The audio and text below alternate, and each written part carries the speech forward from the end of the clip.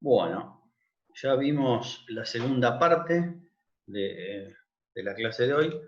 Vamos a la tercera, donde vamos a compartir la pantalla.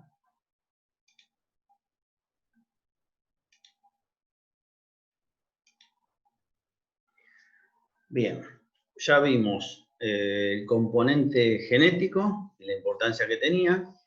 Vimos el componente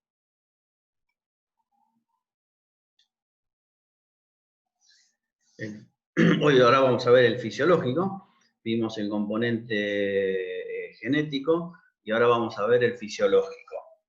Dentro de lo que es el componente fisiológico, básicamente estamos hablando de lo que es la fisiología vegetal, o sea, la fisiología de la planta. Justamente ese flujo de energía que tiene la planta con el medio hace que se produzcan cambios energéticos, básicamente con dos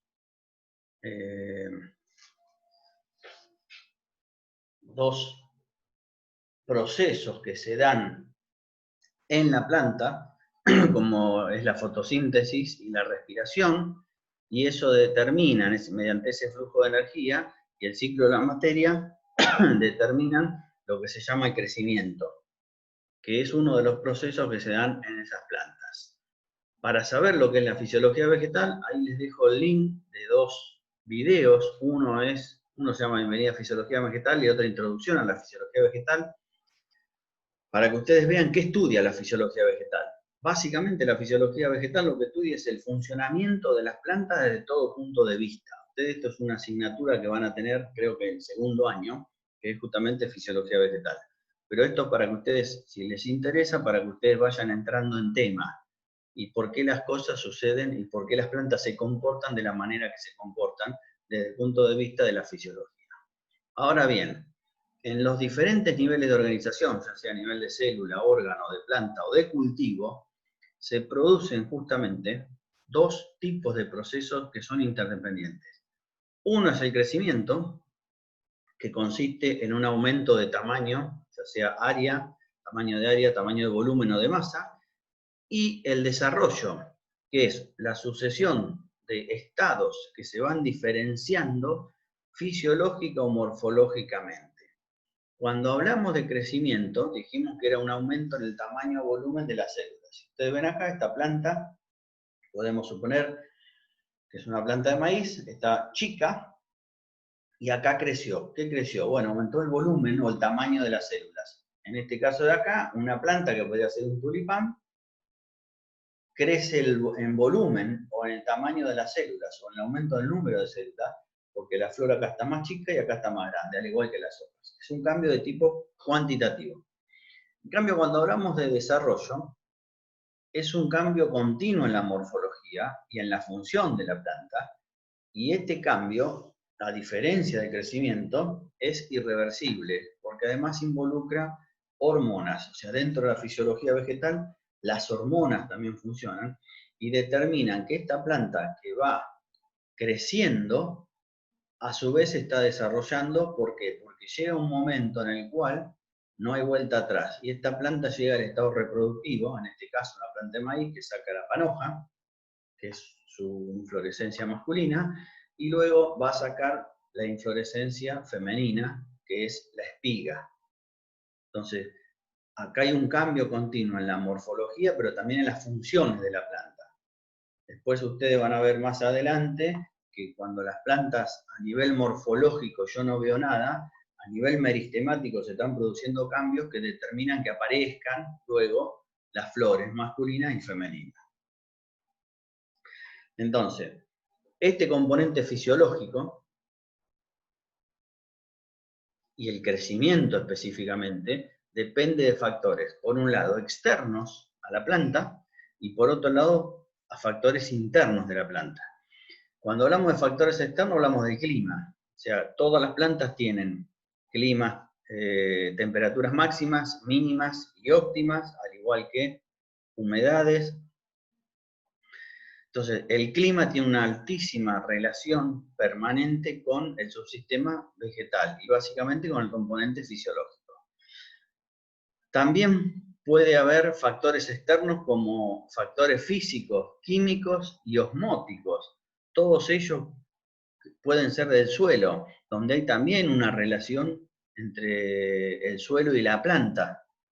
Otro de los factores externos pueden ser los factores biológicos, que determinen que una planta crezca más, o sea, crezca o crezca menos. Por ejemplo, el ataque de los insectos, hongos, bacterias. Todos esos son factores externos que determinan que la planta vaya a crecer o no. Y los factores internos son los factores genéticos. Por un lado, la sustancia reguladora de crecimiento y las hormonas. Y cuando hablamos de factores genéticos, ¿qué significa esto? Que independientemente del clima, cuando hablamos de genética, por ahí podemos hablar de plantas que son de ciclo largo, de ciclo corto. Entonces, aquellas que son de ciclo largo tendrán un ciclo, obviamente, más largo que las que son de ciclo más corto, independientemente de la temperatura. Si la temperatura es la misma para las dos especies, o sea, una planta de ciclo largo y una planta de ciclo corto, sembradas el mismo día, las temperaturas son iguales, lo estoy sembrando en el mismo lugar, pero una va a alargar su ciclo. Eso no tiene que ver con un factor externo, como puede ser la temperatura, la precipitación, sino que tiene que ver con un factor interno, que es la genética. Lo mismo sucede con las hormonas reguladoras, las hormonas y con las sustancias reguladoras de crecimiento. Son factores internos de la planta. O sea que el componente fisiológico que tiene que ver o determina los estados de crecimiento y desarrollo está a su vez influenciado por factores externos a las plantas, como el clima básicamente, pero también a factores internos, que esto dependen de la genética. Esto para que vean que está todo entrelazado. Que además nosotros estudiamos todos en compartimentos estancos, pero que esto luego lo tenemos que unir, justamente por esa interacción que hay entre los subsistemas dentro del agrosistema.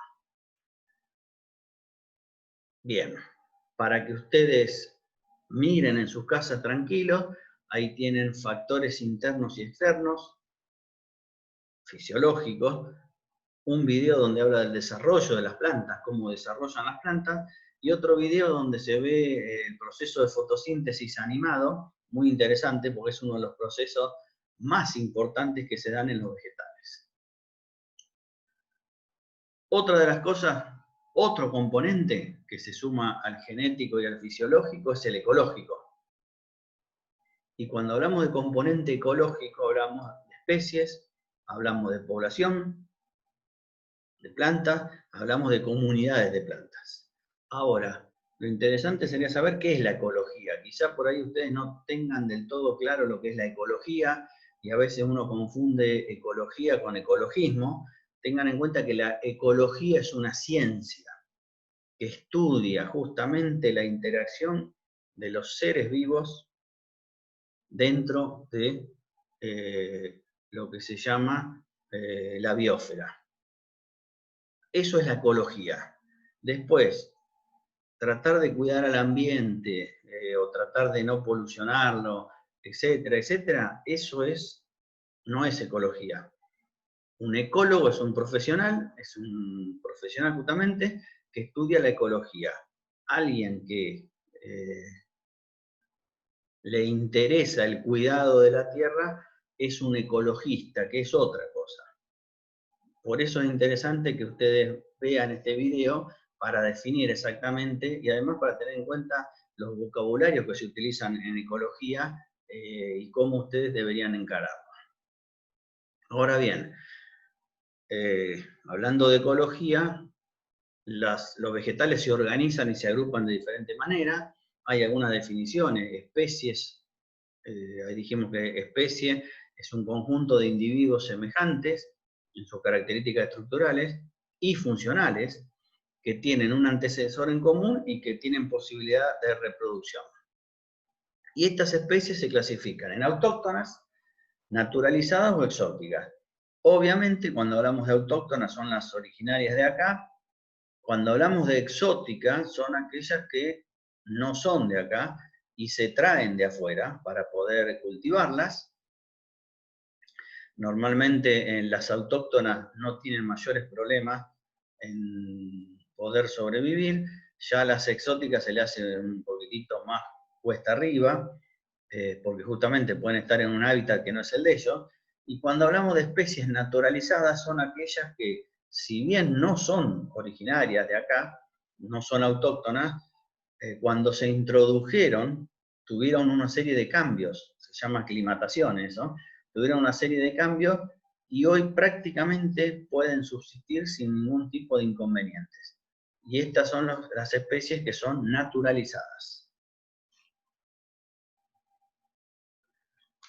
En ecología, cuando hablamos de población, hablamos de un grupo de individuos de la misma especie que poseen capacidad de dispersarse en varias direcciones, que se distribuyen con distinto grado de uniformidad en los diferentes ambientes en los cuales pueden estar, y justamente lo que hace, o una de las características, es la plasticidad, es decir, la mayor o menor capacidad de adaptarse a diversas situaciones.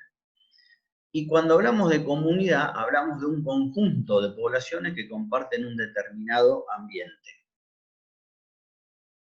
Entonces, ya vimos la componente genética, vimos la componente morfológica, o sea, cómo es la morfología de las plantas, vimos la componente fisiológica, la importancia que es la fisiología y lo que la fisiología estudia, y lo que sabemos vía fisiología, que hay factores externos a la planta y factores internos que determinan los estados de crecimiento y desarrollo. Vimos la componente ecológica, cómo las plantas en su estado natural se distribuyen geográficamente, y ahora vamos a la componente agronómica. Y en la componente agronómica, que esta clasificación fue creada por el hombre, es una clasificación utilitaria. ¿Por qué? Porque se tienen en cuenta cosas que quizá no forman parte de lo que es la clasificación natural. Entonces, cuando hablamos de clasificaciones utilitarias, hablamos del crecimiento de esas plantas. Y estamos hablando de aquellas plantas que tienen crecimiento primario y aquellas que tienen crecimiento secundario. Cuando hablamos de primario son las hierbas herbáceas, cuando hablamos de secundario estamos hablando de las leñosas. Después también hablamos en el componente agronómico de la duración, y ahí tenemos plantas anuales, bianuales y perennes. En realidad las bianuales las podíamos poner, según la definición, bianuales podían estar dentro de las perennes, son las que duran más de un año. Las anuales las que duran un año menos, y las bianuales las que duran 2 años. Y dentro de los factores de la producción, de este componente agronómico, tenemos factores de la producción de carácter intensivo o de carácter extensivo, que ya lo vamos a ir desarrollando. Para que ustedes observen también, tienen otro video de los tejidos vegetales. O sea, justamente cuando hablamos de los tejidos primarios y secundarios, es para que ustedes vean cómo es la formación de esos tejidos. Hablamos de que las de crecimiento primario eran herbáceas, las de crecimiento secundario eran leñosas. Bueno,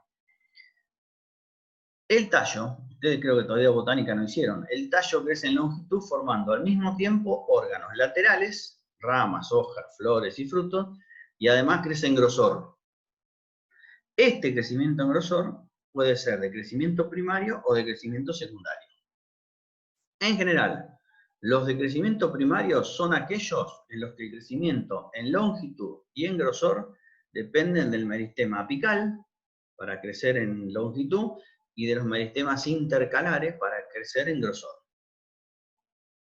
En cambio, los tallos que tienen crecimiento secundario, el crecimiento en grosor se debe a unos meristemas que se llaman cambium vascular y filógeno. Entonces, en principio podemos decir que todas las plantas tienen crecimiento primario, especialmente las monocotiledóneas. Cuando hablamos de monocotiledóneas estamos hablando de una planta de trigo, de maíz, de arroz. Todas esas tienen crecimiento primario. mientras que la mayoría de las dicotiledóneas y todas las gimnospermas, estas son clasificaciones botánicas, tienen tallos que pasan de un crecimiento primario a otro crecimiento secundario. Por ejemplo, los árboles. Entonces, dentro de la clasificación utilitaria del componente agronómico, crecimiento primario, secundario. En cuanto a la duración, bueno, tenemos anuales. ¿Y cuáles son las plantas anuales? Aquellas especies que germinan, emergen, desarrollan el periodo vegetativo y reproductivo, maduran sus frutos y mueren en un año o menos. En general es menos de un año. Cuando hablamos de las bianuales, son aquellas que germinan, emergen, desarrollan el periodo vegetativo en el primer año y después el reproductivo lo realizan en el segundo año. Ahí maduran sus frutos y mueren en ese segundo año. Algunas especies, seguramente ustedes las consumen. Zanahoria, es bianual. El primer año me da la zanahoria, el segundo tengo la semilla, o sea, las flores. La cebolla, o sea, son plantas bianuales. Y por último, las perennes son aquellas que nacen, desarrollan todo el periodo vegetativo y reproductivo en un año, maduran los frutos, esos frutos caen o se cosechan y la planta ingresa en un periodo de latencia hasta volver a un nuevo periodo vegetativo y reproductivo, donde vuelve a entrar en otro periodo de latencia y así va sucediendo durante muchos años, llegando especies, por ejemplo, como la vid, que es de este tipo, a estar en producción 60, 70 u 80 años. Así son las manzanas, las peras, el membrillo, los nogales, las aceitunas. El hombre las clasifica y le pone en este componente agronómico, las pone como que son plurianuales o perennes. Ahora, si nos vamos a las anuales, tenemos anuales de invierno o de día largo y anuales de verano o de día corto. ¿Por qué son de día largo las de invierno? Porque justamente a partir del 21 de junio los días se empiezan a alargar. O sea, cuando se inicia el verano, el invierno en nuestro hemisferio, los días se empiezan a alargar. El 25 de junio ya tengo algunos segundos más de horas de luz que el 21 de junio. Por eso, las de día largo son todos los cereales de invierno: trigo, avena, cebada, centeno. Puede ser colza también, que no es un cereal, es una oleaginosa. Y las anuales de verano también se llaman de día corto, porque van a florecer y fructificar cuando los días se están acortando. ¿Y cuándo se acortan los días en este hemisferio?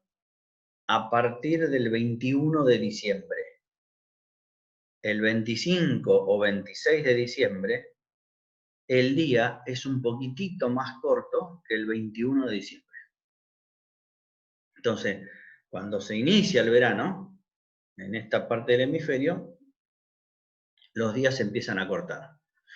Entonces, las de día largo, que dijimos que eran las de invierno, se siembran en otoño-invierno y florecen y fructifican cuando los días se están alargando, en primavera-verano. Las de día corto se siembran en primavera-verano, por ejemplo, maíz, por ejemplo, girasol, sorgo granífero, y florecen y fructifican cuando los días se acortan. O sea, florecen y fructifican cuando los días se están acortando. O sea que florecen y fructifican en otoño-invierno. Bien, esa clasificación de invierno y de veranos es para las anuales. Para las perennes hay otra clasificación que depende de las temperaturas que necesita, en criófilas y tropicales. En cuanto a las criófilas, necesitan acumular horas de frío en estado latente para inducir a la floración y son resistentes al frío. Ejemplo, pera, manzana, membrillo, durazno, almendra, aceituna, damasco, ciruelo, todas estas son criófilas. Vid. Por eso Argentina produce todas estas especies que acabo de decir, Argentina las produce.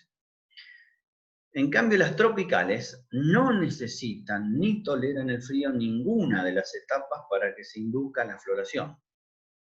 Si ustedes recuerdan cuando vimos la componente meteorológica y vimos los climas de Argentina, y los biomas de Argentina que están relacionados con los climas, Argentina no tiene climas tropicales.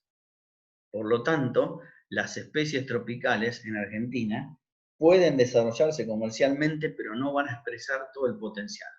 Por eso Argentina no produce café, por eso Argentina no produce cacao, por eso Argentina no produce mango, por eso Argentina produce en muy poca cantidad en una zona caña de azúcar. La caña de azúcar es tropical. Si ustedes se acuerdan, al costado de la selva tucumano-oranense, al costado de la selva de las Yungas, ahí es donde se produce caña de azúcar en Argentina. Argentina no tiene climas tropicales, tiene climas subtropicales, y acuérdense que la diferencia entre un clima tropical y subtropical es que cuando hablamos de subtropical, en algún momento del año cae una helada. En los climas tropicales no, por eso Argentina tampoco produce ananá. Y otra especie tropical son las bananas, donde Argentina, si bien produce una parte bien en el norte, arriba, en Salta, en Formosa, no tienen el desarrollo que, por ejemplo, tiene una banana que viene de Ecuador. Entonces, dentro de las perennes son las que necesitan frío, cuando están en el estado de latencia.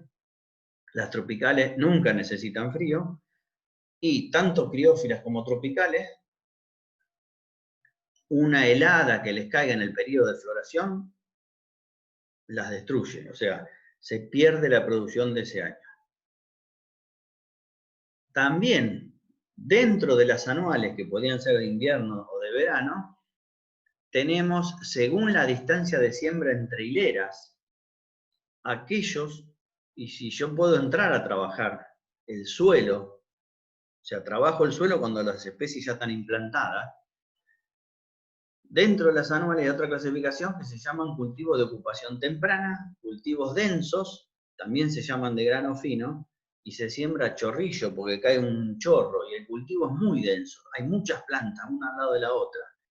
Cuando hablamos de este tipo de cultivo estamos hablando de trigo, de la avena, de la cebada y del centeno.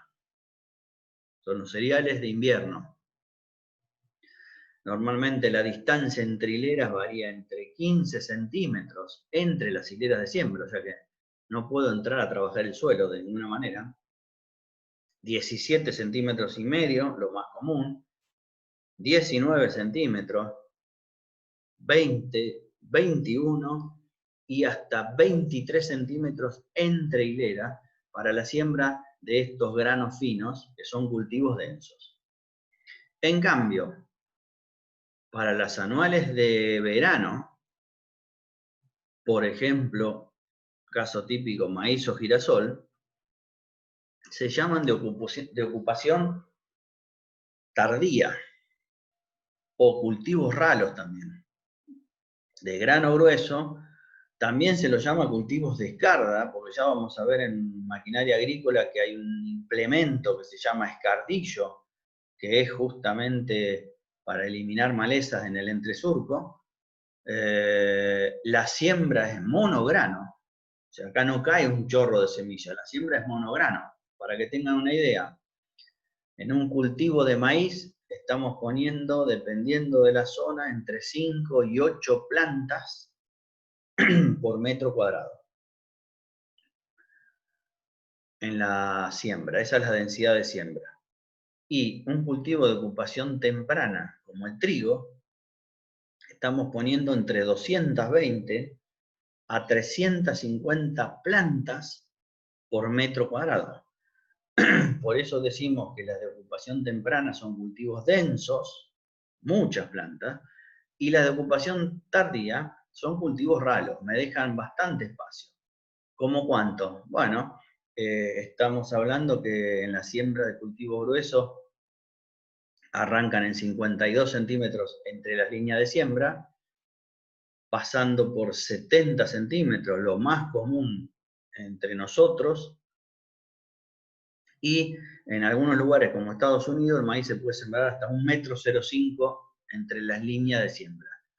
Eso a mí me permite entrar con una maquinaria y trabajar la tierra, mover la tierra entre medio de las hileras de plantas que están sembradas. En cuanto a las perennes, según la distancia de siembra entre hileras, de ocupación parcial o de ocupación total. Cuando hablamos de ocupación parcial, estoy hablando de distancias que pueden ir 2, 3, 4 o 5 metros. Por ejemplo, todos los montes frutales. De ocupación parcial. ¿Por qué? Porque me dejan un espacio tal entre medio que yo puedo entrar con el tractor, puedo entrar con maquinaria y hacer las labores en cualquier momento del cultivo. Si hablamos de especies perennes, según la distancia de siembra entre hileras, de ocupación total son las pasturas. ¿Por qué? Porque son perennes, una alfalfa me dura más de un año, una festuca me dura más de un año, y además decimos que son de ocupación total, porque están sembrados a una distancia tal, normalmente a 17,5 centímetros, entre las líneas de hilera, que no me permiten entrar con una maquinaria y trabajar el suelo una vez que estas plantas nacieron. Entonces, tenemos anuales, repasando, anuales de invierno, anuales de verano. Tenemos perennes, criófilas y tropicales. Después, de acuerdo a la distancia entre hilera, en las anuales tenemos cultivos ralos o cultivos densos, o sea, de ocupación, cuando hablamos de cultivos densos, hablamos de ocupación temprana, cuando hablamos de cultivos ralos, hablamos de ocupación tardía, y dentro de las perennes, según esa distancia de siembra entre hilera, hablamos de ocupación parcial, como puede ser una plantación de un monte frutal, 4x4, 4 entre plantas y 4 entre hileras, 6x4, 3x4, 5x4, o sea, de ocupación parcial, dejan bastante espacio. Y por otro lado tenemos la de ocupación total, como pueden ser las semillas forrajeras o las plantas forrajeras, como la alfalfa y la festuca. Bien, entonces, según la duración, ya vimos dentro del componente agronómico en esta clasificación utilitaria, qué plantas son anuales, cuáles son bianuales y cuáles son perennes. Dentro de los factores de la producción, tenemos factores de la producción intensivos y extensivos, donde lo importante dentro de los factores de la producción es el capital, la mano de obra y el espacio. Y dependerá cuál prevalece de ellos tres, es si la producción es intensiva o si la producción es extensiva. Normalmente, cuando hablamos de trigo, soja, maíz, girasol, estamos hablando de producciones extensivas. ¿Por qué? Porque utilizan mucho espacio en relación a la mano de obra y el capital invertido. En cambio, si estamos hablando de un cultivo, como puede ser la frutilla, estamos hablando de algo que es intensivo, porque necesito poco espacio en relación al capital que estoy invirtiendo y a la mano de obra. Mucha mano de obra, mucho capital invertido y muy poco espacio. Entonces, cuando el hombre tiene todo esto, conociendo los aspectos fisiológicos, empieza a manejar el cultivo. Y cuando empieza a manejar el cultivo, ¿qué hace? Maneja las fechas de siembra, maneja los ciclos del cultivo, si son más largos o más cortos, maneja las densidades de siembra, que están relacionados muchas veces con si el cultivo es más largo o más corto, y distribuye la semilla en forma tal que las va a poner, dependiendo de la especie, a 50 centímetros entre línea, a 70, a 1,05 m, a 17, a y medio, a 15, etc. Eso por un lado. Y por otro lado, a través de los años, fue virando de realizar un solo cultivo anual a realizar un doble cultivo anual, y en algunos lugares, haciendo una combinación justamente con ganadería, hasta 3 cultivos por año. Y en cuanto a las rotaciones, desarrolló rotaciones con ganadería y rotaciones agrícolas. Si ustedes se acuerdan, cuando vimos la clasificación por aptitud de uso de los suelos, hablamos algo de los módulos de agresión y recuperación. Bueno, una rotación agrícola determina, en principio, se determinaron que los suelos son buenos, entonces tengo más años de agricultura que de ganadería. Cuando los años de agricultura son los mismos que los de ganadería, quiere decir que el suelo ya no empieza a ser tan bueno, y cuando nos vamos a suelos totalmente ganaderos, no puedo hacer agricultura en esos suelos. Esto nosotros lo vimos en la clase de clasificación por aptitud de uso de los suelos.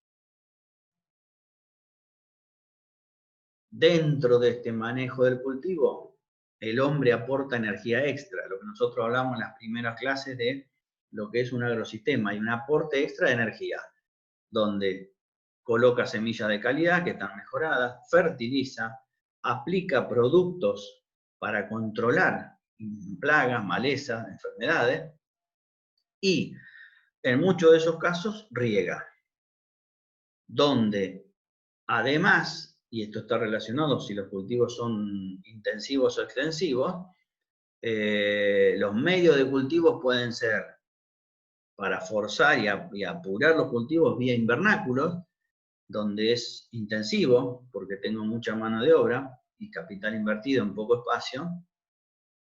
Y si no, también dentro de los medios de cultivo utiliza el hombre la hidroponía, que es justamente proveerle de agua a la planta y todas las soluciones nutritivas donde no existe el suelo. Acuérdense que el suelo, entre otras cosas, tenía la característica de ser el soporte de las plantas. Bueno, en el caso de la hidroponía no existe el suelo. Y en cuanto a la genética, el mejoramiento genético, que es acumulativo, ¿qué significa? Que lo que mejoré hasta hoy, mañana no lo puedo hacer volver para atrás, y lo que estoy mejorando mañana lo tengo que sumar a lo anterior, por eso es acumulativo. El mejoramiento genético es competitivo, porque las empresas que hay vendiendo genética, maíz, girasoles, trigo, por eso ahí hay una competencia. Dentro de todo eso, todo el mejoramiento genético apunta en primera instancia a aumentar los rendimientos. ¿Qué es el aumento de rendimiento? Es la cantidad de biomasa por superficie, el rendimiento. Cantidad de biomasa por superficie. En segundo lugar, la genética lo que quiere es que las plantas sean estables. ¿Esto qué significa? Que una planta no funcione, o sea, que una planta, mejor dicho, funcione bien en un ambiente, acuérdense cuando vimos ambiente, en un ambiente que puede ser en el partido de Luján, pero que también funcione bien en un ambiente en el partido de Pergamino. Eso es estabilidad. O sea, cómo responde la planta a diferentes ambientes. Cuanto menos diferencia haya entre esos ambientes, quiere decir que es más estable. Y por último, también el mejoramiento genético apunta a la calidad. O sea, a la dureza que puede tener un grano, al color que puede tener o a la digestibilidad. Es decir, cuánto de lo que un animal consume, ya lo van a ver en su sistema animal, cuánto de lo que un animal consume es digestible, el grano que está en consumiendo, cuánto es digestible y cuánto no es digestible para esa especie animal. Entonces, cuando uno ve, teniendo en cuenta todo lo que vinimos viendo hasta ahora, lo que define el rendimiento potencial, siempre hablamos en potencial, ténganlo en cuenta. ¿Por qué? Porque después en el camino se interponen una serie de interacciones con el medio ambiente, ya sea el medio ambiente físico, químico, biológico, que determinan que nunca o muy pocas veces se llega a ese rendimiento potencial, porque a mitad de camino voy perdiendo ese rendimiento. Ahora bien, el rendimiento de un cultivo, trigo, soja, maíz, girasol, está determinado por estos ítems: la fecha de siembra, la genética que tenga esa planta que voy a implantar, la densidad de siembra, pero a su vez la elección del lote. O sea, el lugar, el ambiente donde la voy a poner. Entonces, todo eso define el rendimiento potencial. Si yo lo estoy poniendo en un ambiente y puedo controlar la fecha de siembra y compro el genotipo que yo quiero y pongo la densidad deseada, yo digo, bueno, en este ambiente este maíz puede dar 12.000 kilos por hectárea de rendimiento, que es un muy buen rendimiento. Esto que yo hice de sembrar en tal fecha, con tal genotipo, con tal densidad y en un ambiente adecuado, definió el rendimiento potencial. Ahora, a partir de ahí, una vez que las plantas crecieron, empiezan a aparecer algunos problemas que, si no son subsanados, empiezan a limitar o a reducir el rendimiento. Por ejemplo, nutrición. Si no tengo nutrientes en el suelo, me está limitando ese rendimiento potencial. Y ya esa planta de maíz no va a dar 12.000 kilos. Entonces, si yo puedo proveerla de nutrientes, para esto están los fertilizantes, que obviamente tienen un costo, yo ahí puedo todavía creer que llego al rendimiento potencial. Pero aparece otro tema, que es más complejo, que es el agua. Y en general, todos nuestros cultivos de maíz, como el resto de los cultivos, se hace en la metodología o lo que se llama cultivos de secano. ¿Qué significa un cultivo de secano? Es un cultivo el cual depende únicamente del agua de lluvia. Nadie lo riega. Estamos hablando de trigo, soja, maíz, girasol. Entonces, si me faltan nutrientes o me falta agua, me empiezan a limitar el rendimiento potencial. Y por último, aparecen las plagas, las malezas y las enfermedades, que lo que hacen es reducen el rendimiento potencial. Yo pude nutrir bien a la planta, le pude dar agua, le llovió en el momento justo, pero resulta que una plaga viene y me empieza a destruir la biomasa que estoy generando. Entonces, las plagas, las malezas y las enfermedades reducen el rendimiento potencial. Entonces, así se define. Resulta que después llego a la cosecha y el maíz, en lugar de darme 12.000 kilos, me dio 7.900. ¿Por qué? Porque hubo algunas limitaciones o porque hubo reducciones del rendimiento potencial. Teóricamente, según el lote que yo había elegido y la densidad, la genética y la fecha de siembra que había determinado para ese híbrido, definieron rendimiento potencial. Y para ese lugar, para esa zona, sea Luján, Pergamino, Salto, Roja, eran 12.000 kilos. ¿Qué pasó? Coseché 7.900. Y así es como se trabaja en agricultura y cómo se trabaja con el subsistema vegetal dentro del agrosistema. Después vamos a ver más adelante, cuando veamos plagas, malezas y enfermedades, cómo impactan y la importancia que tiene. Y cuando veamos nutrición también, cómo impacta la importancia que tiene la nutrición dentro de las plantas. Y acuérdense que esto siempre va de la mano de si, desde el punto de vista económico, eso es viable o no. Ahí tenemos algunos lotes de producción de semillas, en este caso semilla de alfalfa. Un avión pulverizando, que es energía que ingresa al sistema, o sea, son todas cosas, energía que está ingresando al agrosistema. Equipos de riego, energía que está ingresando a un agrosistema. Y por último, llegamos, después de haber hecho toda esa secuencia o esa definición de secuencia para llegar al rendimiento, ese rendimiento se va formando de una manera diferente para todas las plantas distintas, pero básicamente el rendimiento se va formando en cuanto a qué instrumento tiene la planta y cómo va a llenar esos granos, o sea, el contenido de los granos, y los granos serían el continente. O sea, qué instrumentos tiene la planta para producir granos y después llenarlos. Y los componentes del rendimiento se definen según las especies, según si es maíz, si es trigo, si es soja, si es girasol, según las especies, es cómo se llega al rendimiento de un cultivo. En este caso tenemos el cultivo de trigo, donde hay 4 componentes que contribuyen al rendimiento del trigo. el número de espigas por unidad de área. ¿Qué es esto? ¿Qué cantidad de espigas yo tengo por metro cuadrado?